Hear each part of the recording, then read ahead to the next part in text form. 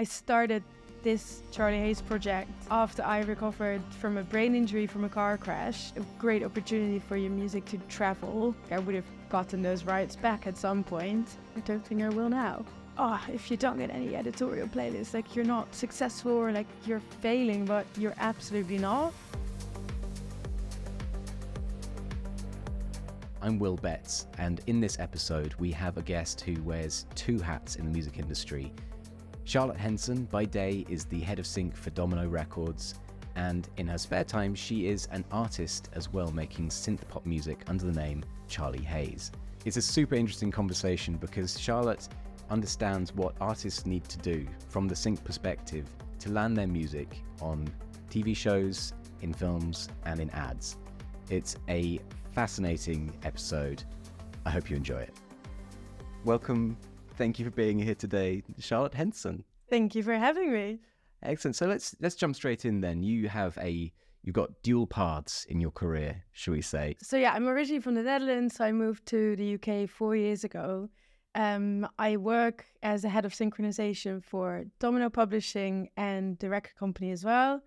And in my spare time, I'm a synth-pop artist and producer under the name of Charly Haze. Amazing. And so what was that moment then for you? Because everybody has a moment, right, where they decide music is the thing. When do you have a moment you can put your finger on? I think there wasn't like one moment, but it went fairly gradually. When I was a teenager, I started my band at the time I think when I was like 13, 14, just with three mates. And, I started writing some like teen angsty songs. Mm-hmm. And then within, I think, the first year, we got signed. And I was like, oh, okay, wow. Cool. But then it all kind of like, blew up quite a bit in the Netherlands. So, we got signed. We did lots of festivals, big shows, released an EP, and then released our album. And it was lots of press and radio and TV. So it was quite crazy at that time because I was so young and I grew up in like a really small town. That kind of became my life during my teens. Right. So I guess I realized that there was no way back.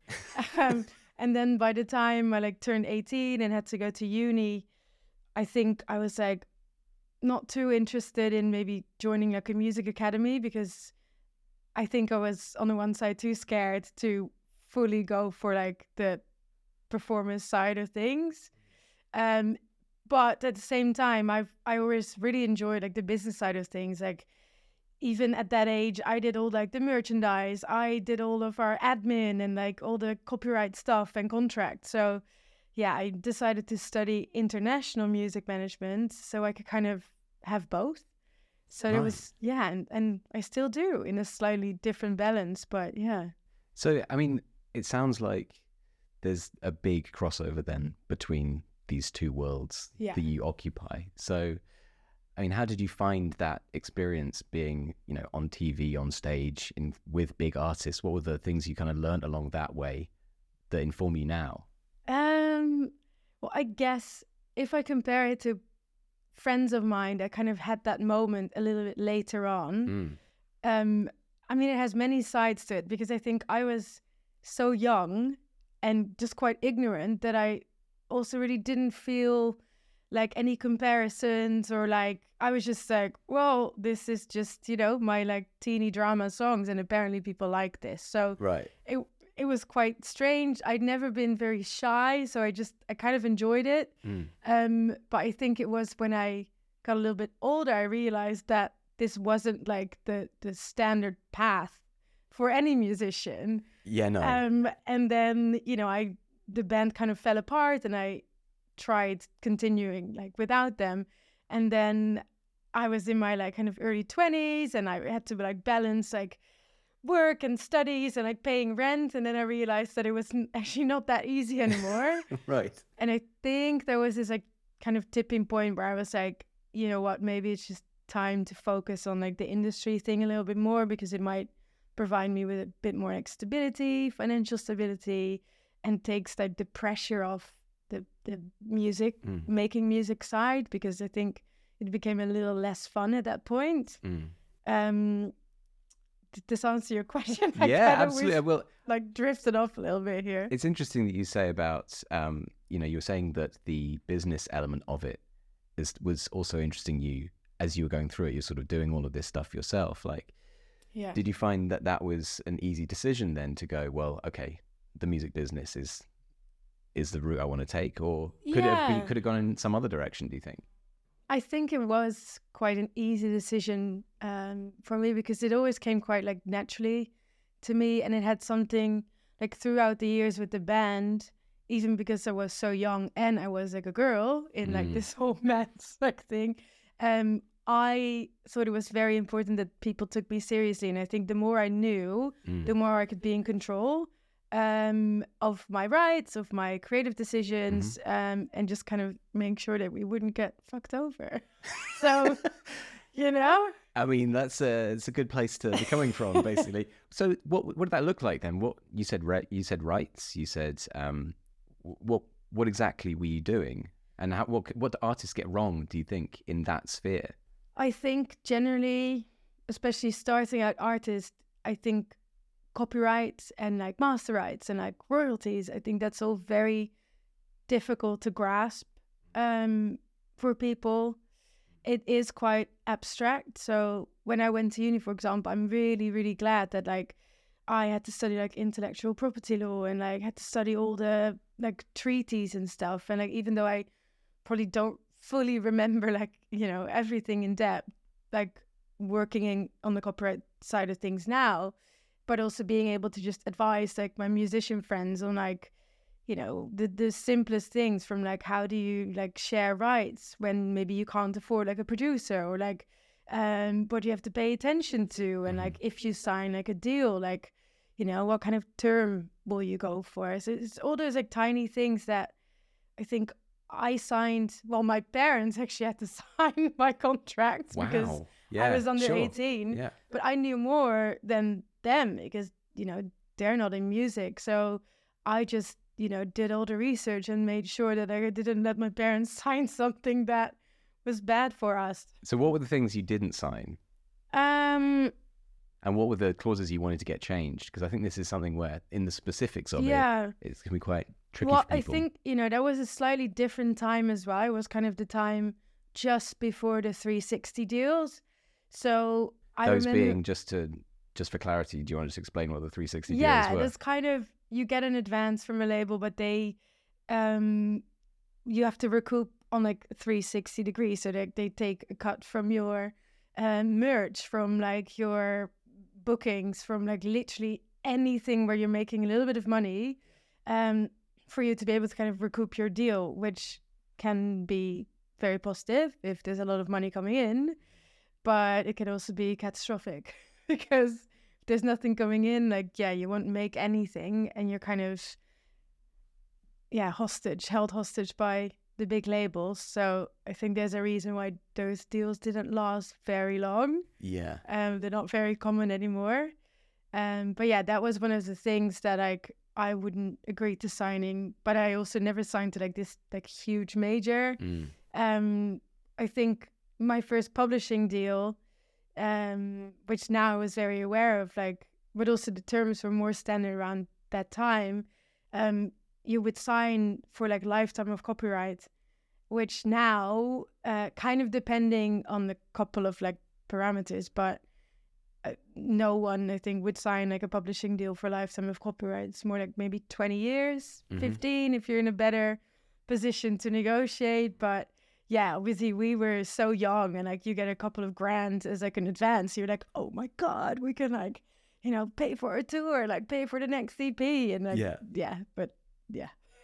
that, I don't have those rights back. So and it's been almost like 20 years now. Okay, a little less, but in a different situation, like I would have gotten those rights back at some point. But I don't think I will now, which, That's wild. So you still don't have your rights back from when you signed a I have record deal as a teenager? My own copyrights, but not the publishing rights. Not the publishing rights.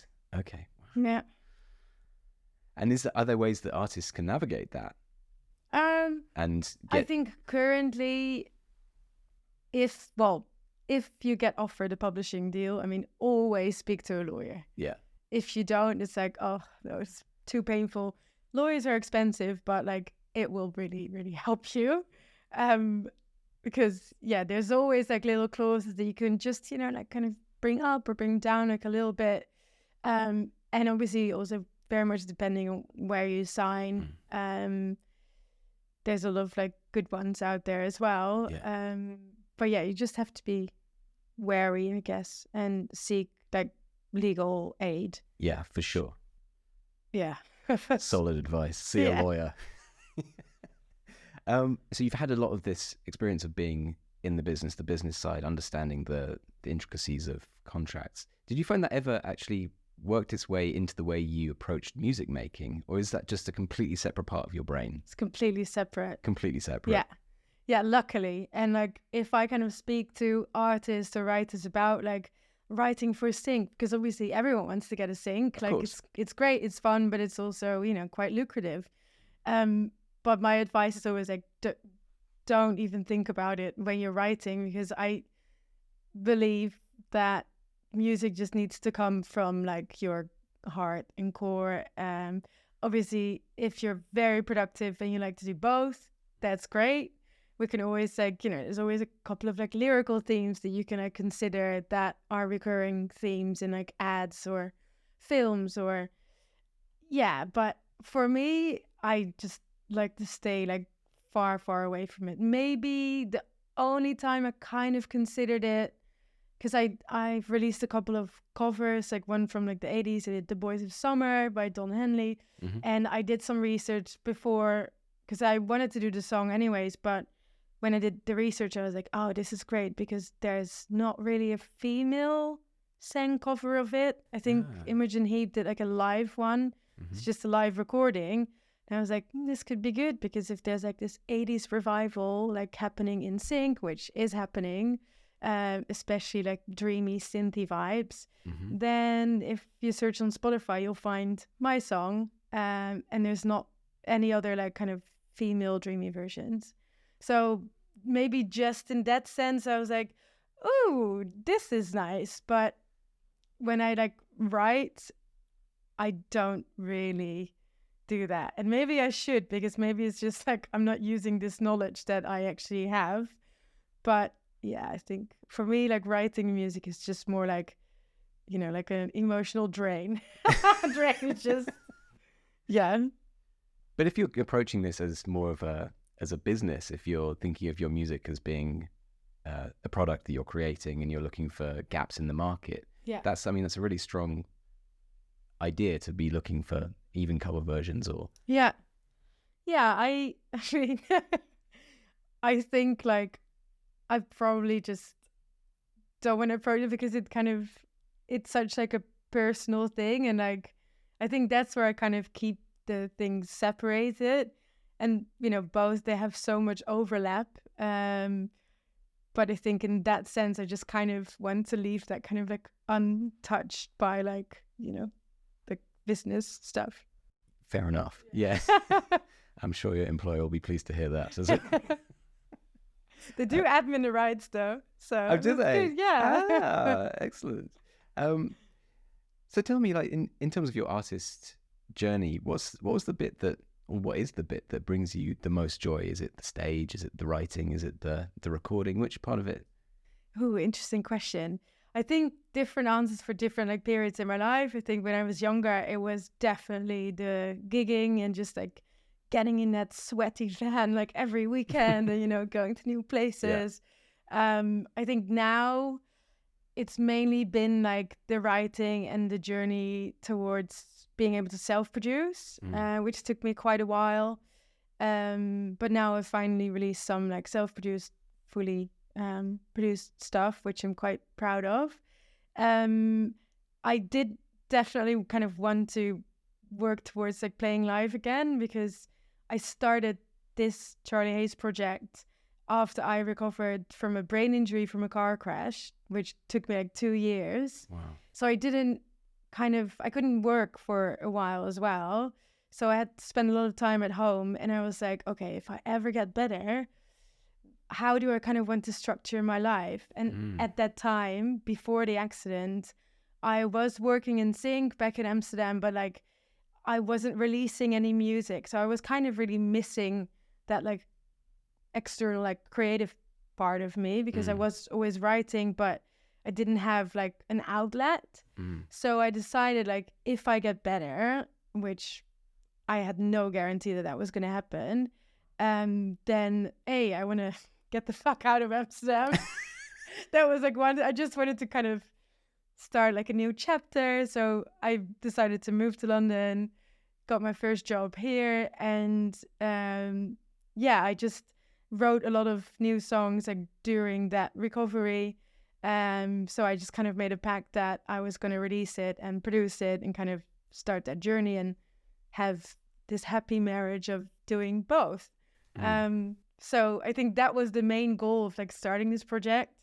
But now I'm like, okay, I put out all these songs. Now I kind of want to play as well. So my first gig is next month. So amazing. It's happening. Yeah. Where is that? And the Lexington. Amazing. Date? 21st of September. Amazing. Yeah. And so that's all the music you've written in this project as Charlie Haze. Yeah. What are the platforms and mediums that you find have been most effective for gaining exposure and, getting out there? I guess it's mainly just been like the kind of DSPs such as like Spotify and Apple Music. Well, that's been the ones where I've been getting some like editorial support. But it's just, then social media, just Instagram. I mean, I definitely use like Bandcamp and like SoundCloud as well. But it's in with every platform, really. It's just so tricky. There's just so much music. And like, I think that's been kind of like a blessing and a curse. Like I've worked on the DSP side of things as well for a while during COVID. So like, I know how all the pitching works, and like you can be this close to the source like I was, and still I hope this is a kind of reassurance for like starting artists or like people who are frustrated that they don't get editorial support. Literally, there's no guarantee for anyone. Okay, maybe if you're at a major and there's like huge spend behind it, but you can speak to all the right people and just pitch it, and you never have any guarantees. So that's, I mean, it's sad, but I think it's also a good thing that it's like, it doesn't matter kind of like who you are. If we're talking like the more like independent artist stuff, right? Yeah. Let's just exclude all the huge like major artists, of because course. that's a different ball game. Yeah. So yeah, it's like lots of like emergent artists that I've worked with, they could get so disappointed if, their song comes out and they don't get any like playlist support. And I'm just like, I get it, but it's so sad, because it's like, what does that even like mean? Yes, you'll like, obviously you'll increase your audience a little bit, but like, what is the quality of a listener like that? Like, will they actually like interact with you? Because most people just chuck it in a playlist or like listen to it once, not even like knowing your artist name, not reading your bio. So it's a great tool, but still it's just one of the many ones. And if you get to like increase your audience in like the pubs and like smaller venues you play, you'll at the same time, you're very successful at like increasing your audience. So yeah, there's just kind of this thing where everyone's like, oh, if you don't get any editorial playlists, like you're not successful or like you're failing, but you're absolutely not, I think. And I mean, does it even translate into money at any point? Yeah. So what? No, it's like, it's sad. Yeah. I think I have one song that did quite well on the editorial playlist, and that was also the very first song that I released with this project. So I like went in with like zero expectations, and then the song got like all these playlists, and I think it's currently at like, this is a lot for me, but it's not actually that much. It's like 200,000 streams.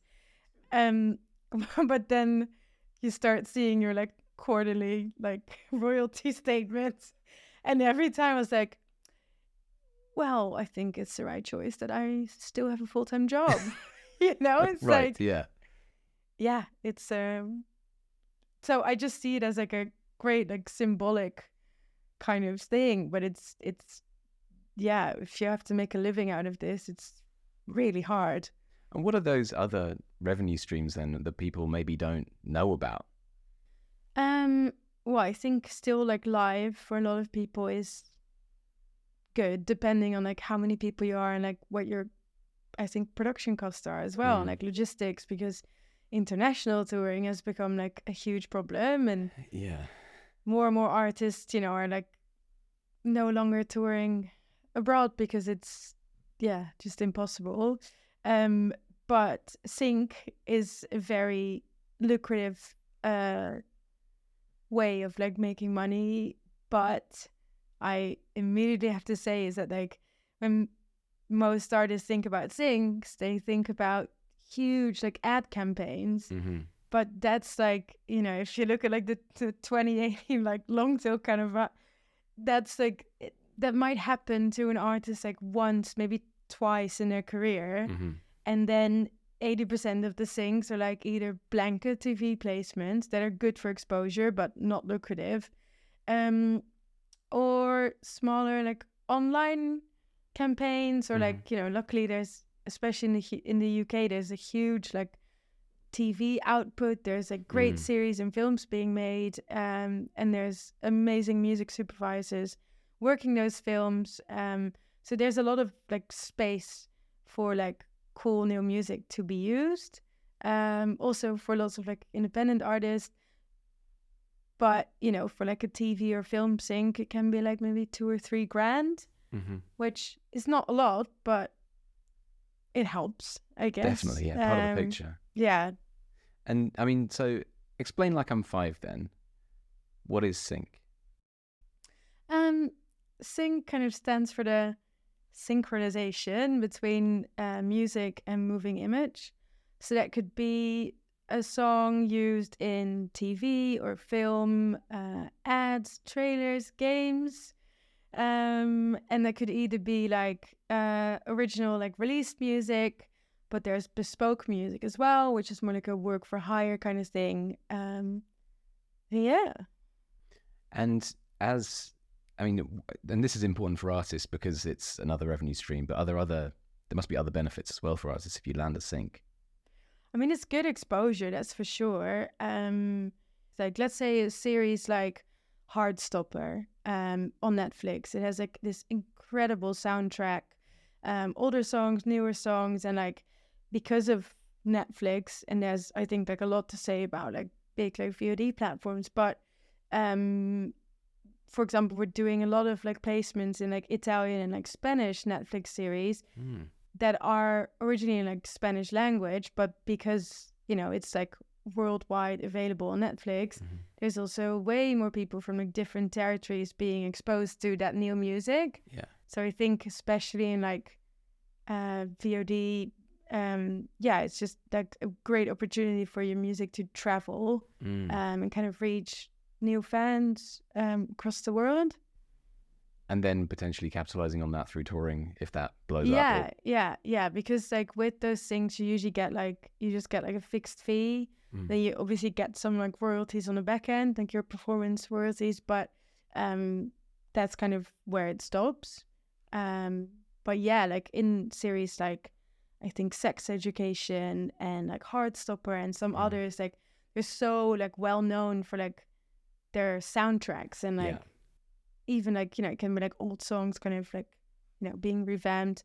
I was purposely not gonna mention like Kate Bush and Stranger Things because that's like everyone talks about it, but you know, there's so many like other incredible examples where like maybe, you know, like Running Up the Hill was already like a huge hit, and it's now like it's like this breakthrough is like, no, that already happened. It's great that it's happening again, but like, you know, it was already like a majorly like widely known song.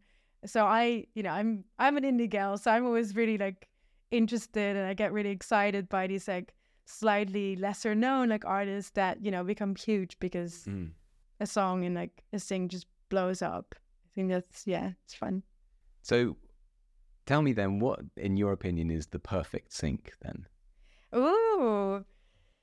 I guess it has to do with like when the kind of the cinematography or like the creative has a certain like emotion, and that like the song used in it just really kind of amplifies that, where you kind of can't unlink the two anymore after you've kind of seen it. And what I always find like a really great example is like, imagine kind of your favorite movie but without the sound, or like if you take the main scene from like the Titanic, that would be so ridiculous without music or without that song. And it's just like that together is just such an iconic kind of moment that's been created. And yeah, if you manage to kind of make that happen, there's always like multiple kind of candidates for a song, and you know, it's like multiple songs can work, but like sometimes just see them, it's like the song was written for it, but it wasn't. It was just kind of paired very well. Yeah.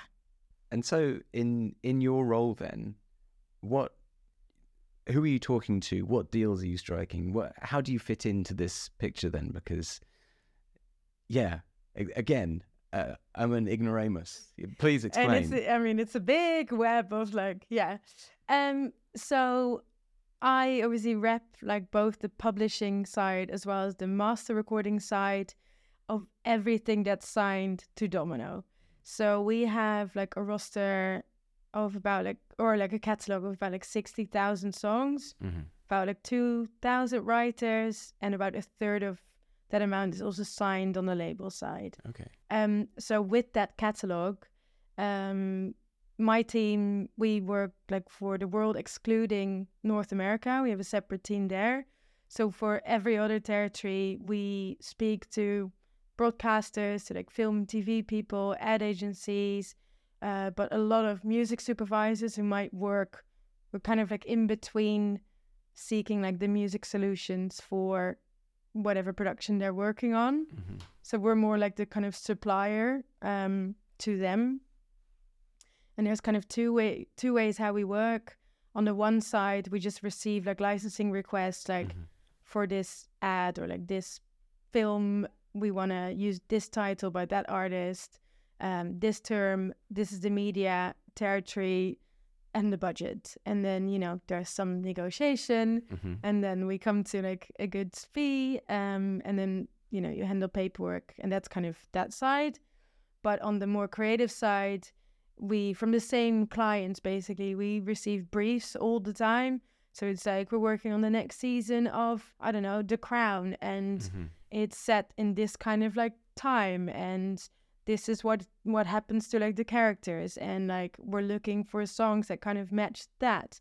It needs to have, well, that's where all the like the metadata and stuff obviously comes in then. It's like, yeah, so you just pitch your playlist based on what they're looking for. And then hopefully they bite and they, you know, license a couple of those. So what can artists actually do? I know you said that you don't think about it if you want to sync, but are there things that the artists can do to try and maximize their chances of landing a sync? Yeah, absolutely. I think like during writing process, stay clear of samples. Right. Do not do it. It's a slippery slope, like especially when you don't clear your samples. Even if you do clear your samples, it still means that there will be an extra approval party when you do get like a sync. So I just say stay well clear from that. Don't. Because the easier your song is to clear, it just increases your chances. Then I think once the song is written, make sure you always have your instrumental versions mastered as well, or like instrumental versions with backing vocals, or have clean versions if there's like swear words, because in ads, no chance. So that's just a no-go. Yeah. So it's like, I get it for like live, it could really work, but if you want syncs, just get a clean version.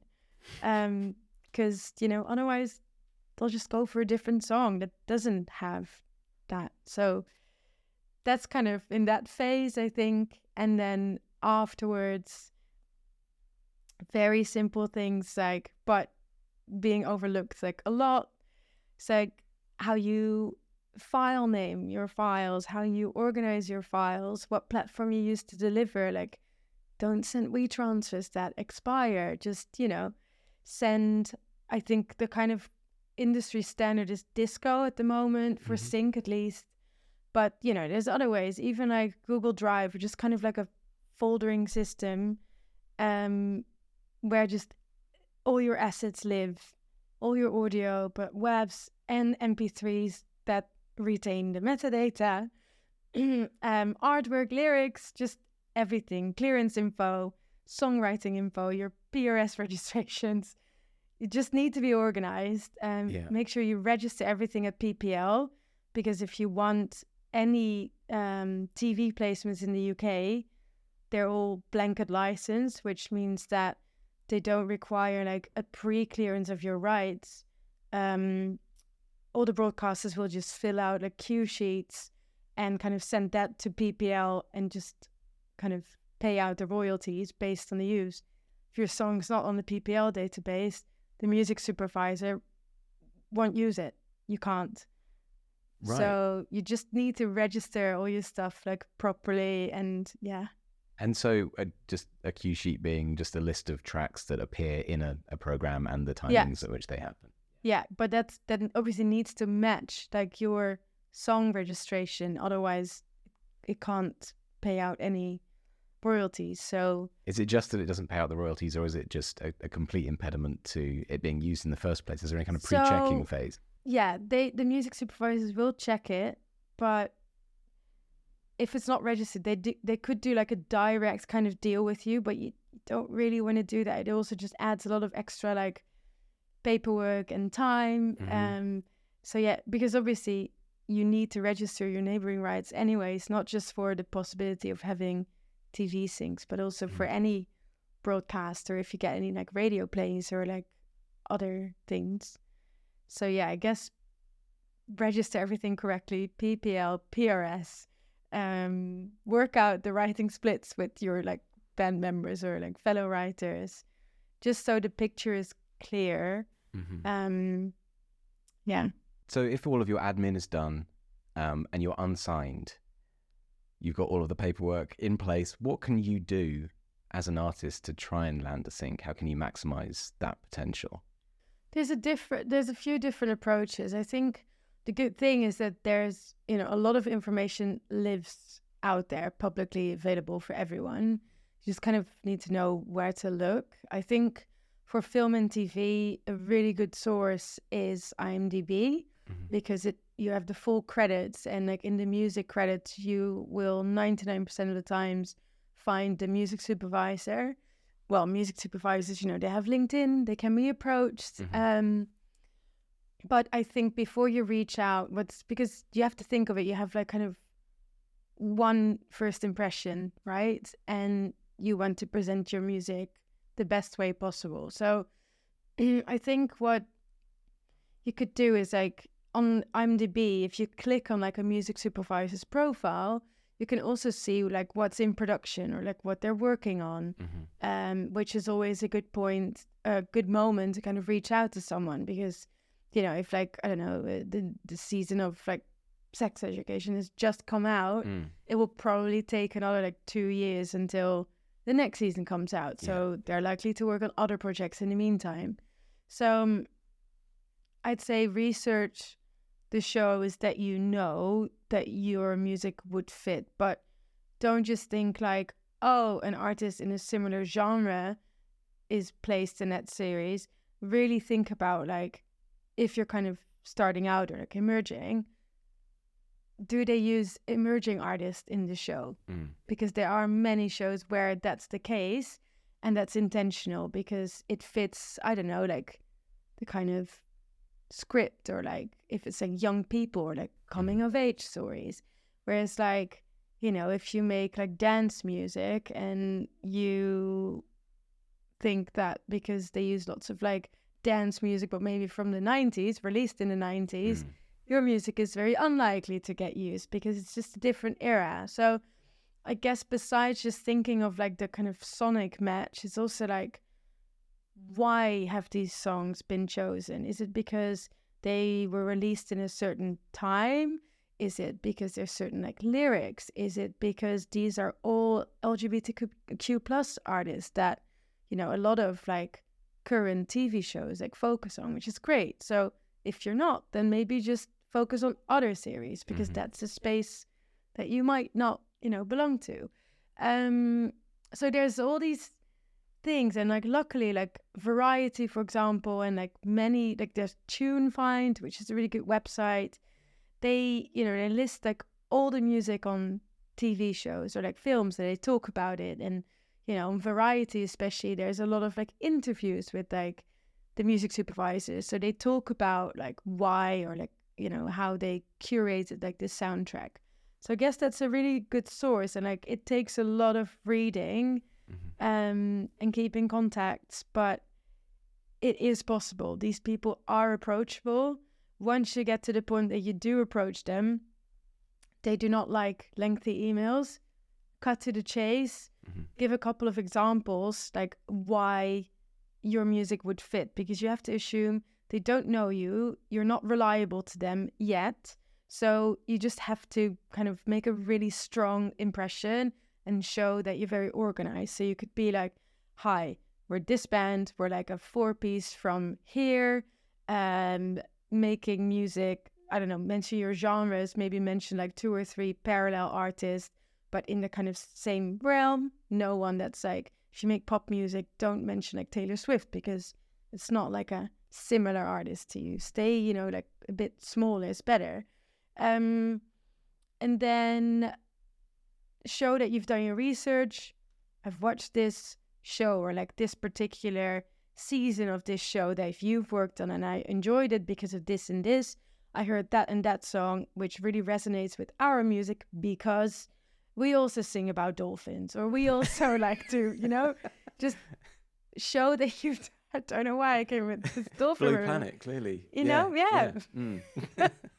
And then like, we would love for you to take a listen. Here is our hyperlinked, organized like catalog thingy, which includes your instrumentals, metadata, clean versions, lyrics, everything. And then looking forward to hearing back. Don't chase after 2 days. Don't chase after 2 weeks. Maybe check back in 2 or 3 months later, because a lot of the times these people get like about 500 emails a day with new music. Their job is to constantly listen to new music, but depending on what they're working on, they have to be selective, right? So they might listen to it briefly and be like, oh yeah, this is cool, but they probably park it or like store it in some sort of like subfolder. That's why it's so important that you mention all these like kind of buzzwords or like genres or like moods in your email, because a lot of supervisors use their like just the search engine in their inbox to find you, because they're very unlikely to remember your artist name.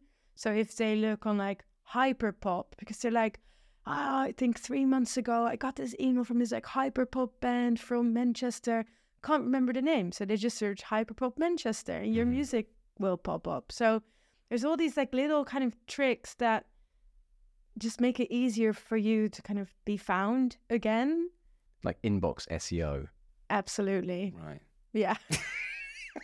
Make yourself just, searchable. Yeah, make yourself searchable in the metadata, and make sure that your links stay active and they don't expire, because if they want to, you know, like listen to your music in 3 months' time and it's like access denied, well, then they'll delete your email and it's done. Yeah. That's great advice for artists who are struggling to land these things. But what about people who are struggling to make money? Artists who are struggling to make money? Any advice for how to make it rain? It's very unpopular. I'd say either I was going to joke and say like, oh, just make sure you have a day job. But in a more serious way, a day job, like that's how I kind of started as well, can also be in the music industry.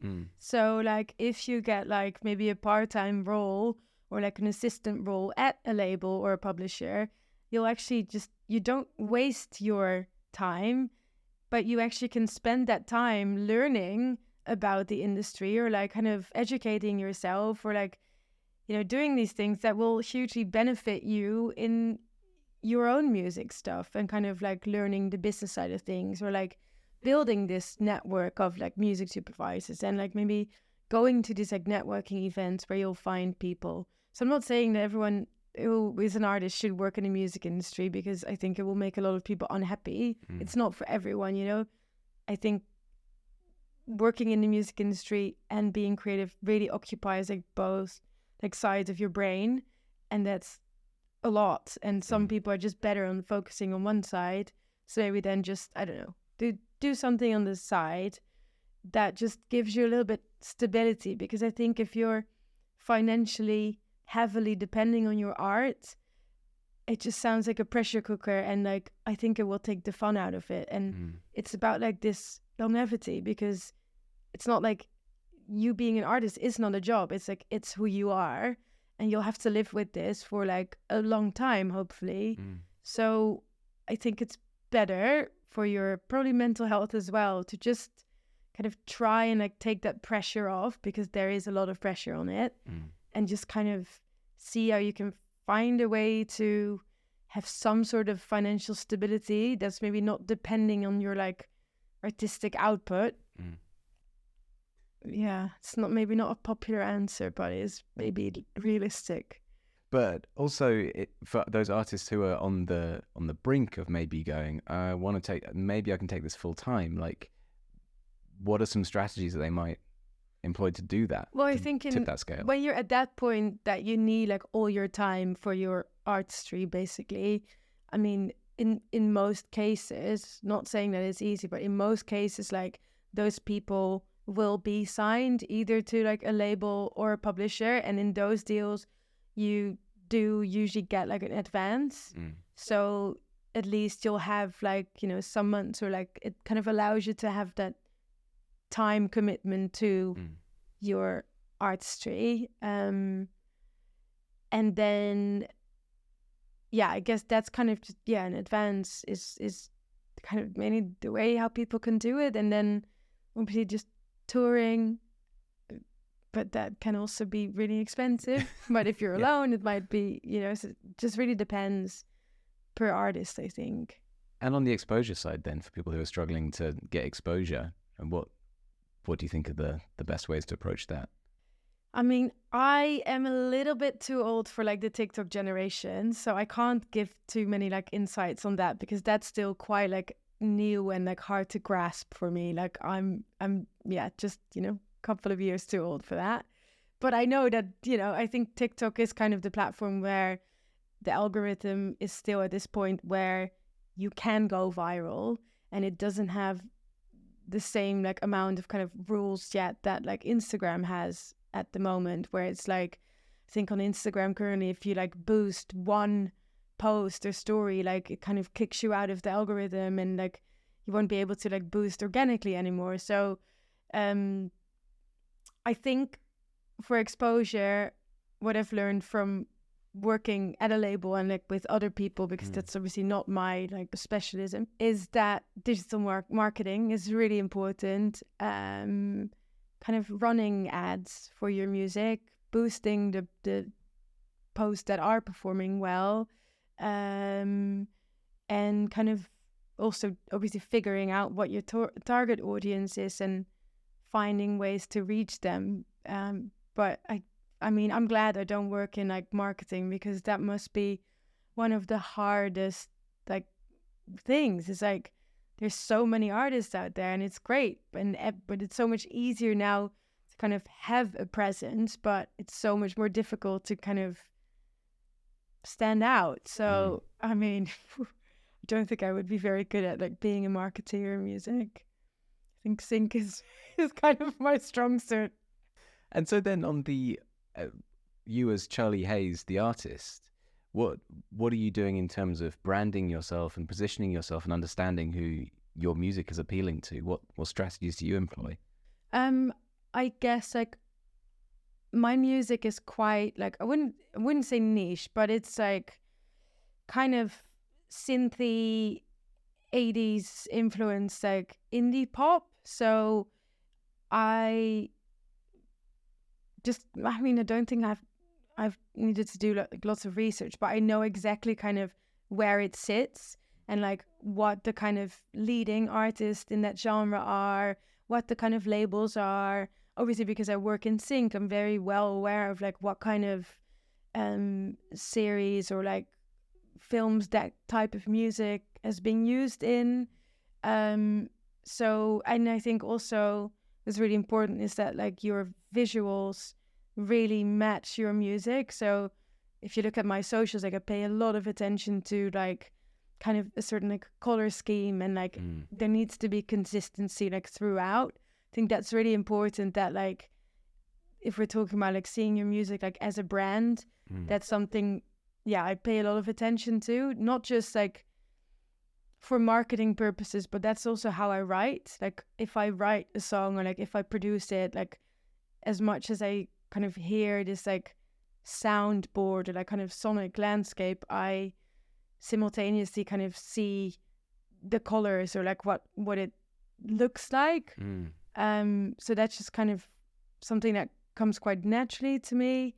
And then in terms of exposure, I mean, I did start doing like reels and TikToks and stuff, but like not the funny ones jumping on like a trend. Like that's too far away from what I'm doing. But I like to kind of, because my music is quite like serious, I'd say. But I'm not I mean, I'm always serious, but you know what I mean? So I, in the videos that I do, or like in the kind of reels and like TikToks, I do a lot of kind of like behind the scenes and like making of the music videos and stuff, because it's all very DIY, but like the final result looks very professional. But I kind of like to give this insight in like also being like in the industry. Like it doesn't mean that like I have the same tools like in my own music stuff. Like I'm very indie, I'm very DIY, and that's a part that I really enjoy. So I kind of give a lot of insight in like, you know, how we shoot music videos in like my living room, and like we use my bathtub and like fill it with like tinsel foil, and it's just, you know, it's slightly silly, and it's just, I kind of like to just be super like transparent, and I think people can relate with that. Yeah. And does that translate to the production as well? Because you said that you're producing some of your own material as well. I mean, the production is, I would say, quite serious. Yeah. But it's like, and I guess the music side, the music itself is quite serious, but the way I kind of rap it or it comes afterwards is a little more playful.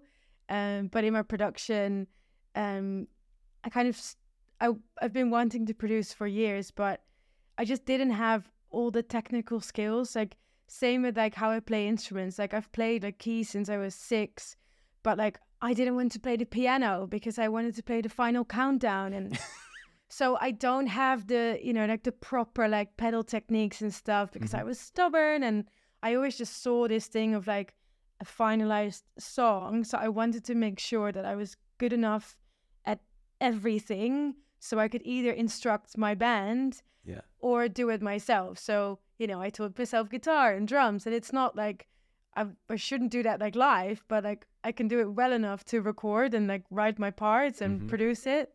But the actual like production and like, you know, like the synthesis, and it's so technical, and it just, you know, also having a full-time job, frankly, like you don't have like all the time. So I decided that in the beginning I really enjoyed like working with other producers, because it just meant that we could finish the songs way quicker, so I could release them.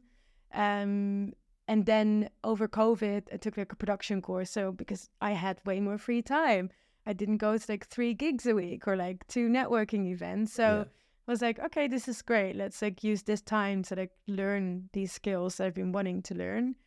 So yeah, that kind of allowed me the time to just geek out on like every tiny detail. And yeah, that's where we are now. And it's not that complicated, right? Once you start getting into it. Yeah, I wouldn't say it's not very complicated, but it's more just like, I mean, I'm a perfectionist, and like I think with electronic music, because my music is very like synth loaded, it's like you want to kind of design all the sounds and then you do all the automation. And like my last song that I released and that I produced is about ADHD. So I wanted to kind of get in like someone's ADHD brain and kind of work with that, like kind of chaos. So in terms of like vocal harmonies and like synths, like I automated the shit out of everything, because when you're listening, I want it to feel like there's some like constant in there, but everything else just kind of like coming in and out and just like having that chaos. So that just takes days, months to do. And it's great when it's finally done, but like it's just a lot of work. Oh yeah. Yeah. Oh yeah. Yeah. Over your career as an artist and as somebody in sync, like what are some of those trends that you've seen?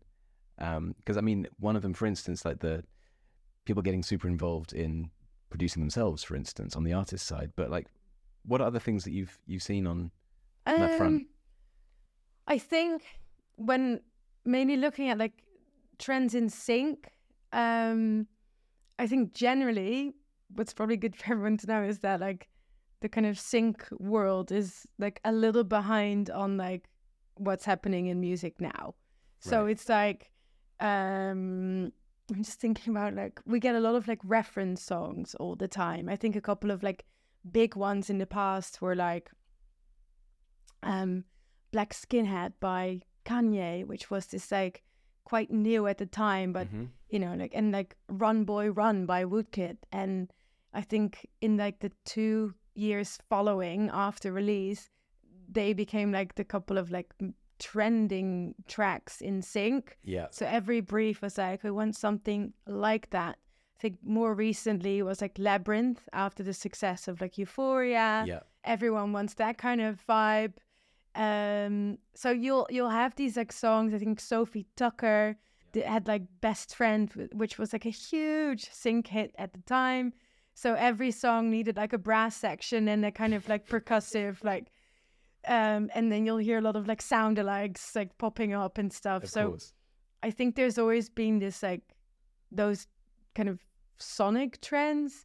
And then I guess in terms of like lyrics, maybe not trends, but just like ongoing trends to say. So it's like there's always songs about like homecoming or like togetherness. During COVID, obviously there was such a spike in like songs, not songs about like going out and exploring the world, but like songs about the comfort of your own home and like staying in but making the best out of it, which was completely new. Or I think more and more so about mental health, because kind of, that tone of voice is changing in advertisement as well. So yeah, there's always, a few kinds of those ones. So those are themes that might be worth people not avoiding necessarily, not feeling like they have to avoid in their music. And I think if we're going back to your question about like, would you ever consider or like take any like sync pointers whilst you're writing, I think the only thing I'd say is like double negatives lyric wise don't really work. Mainly in ads, the tone always needs to be positive. So if you're writing about like, I don't know, a breakup and like moving on, maybe you can focus on like the positive spin, like, hey, I'm like independent and we're moving on and there's like a new chapter happening, rather than kind of like dwelling on what you're leaving behind.